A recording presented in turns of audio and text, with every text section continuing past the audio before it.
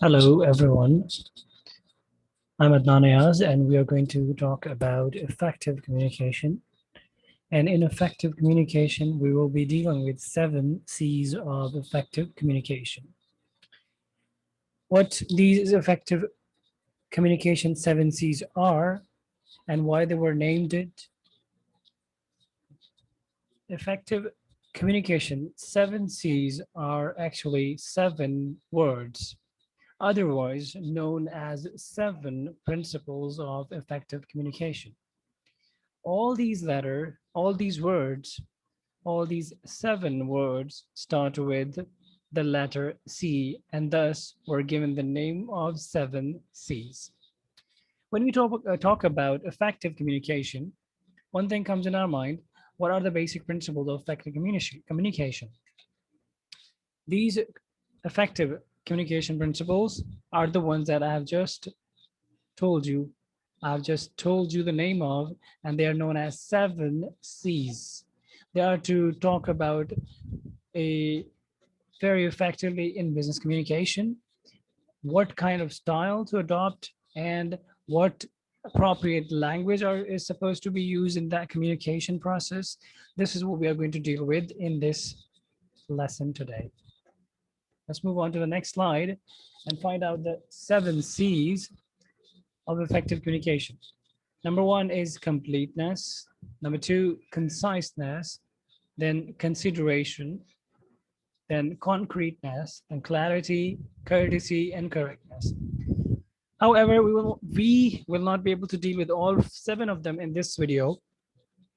We'll be dealing some of them in this first video and the other ones in the next video.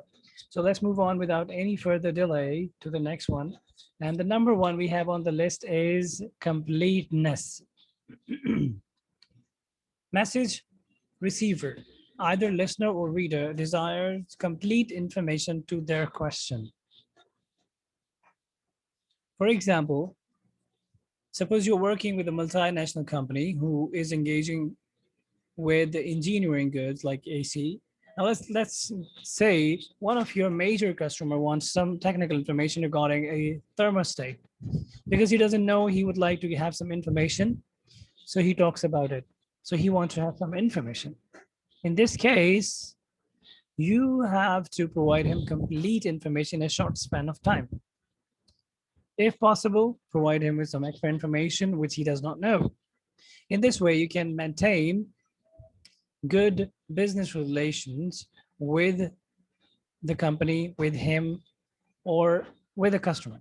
Otherwise, he may switch to another organization, another company. Let's find out what we have next on the list. When we talk about completeness, most important thing here is 5 W's. One way to make your message complete is to answer 5 W's. Those W's are who, what, when, where, and why.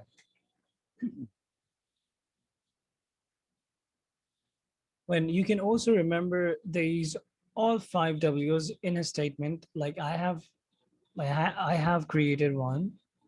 Who needs what, where, when, and why.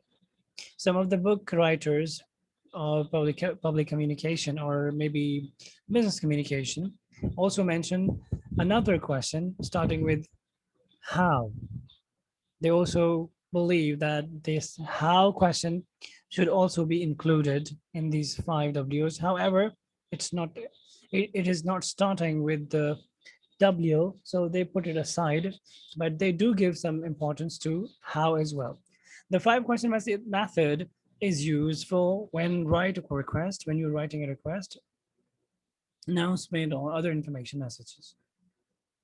For instance, to order, request, merchandise, make clear what you want, when you need it, and where is it to be sent, and what location.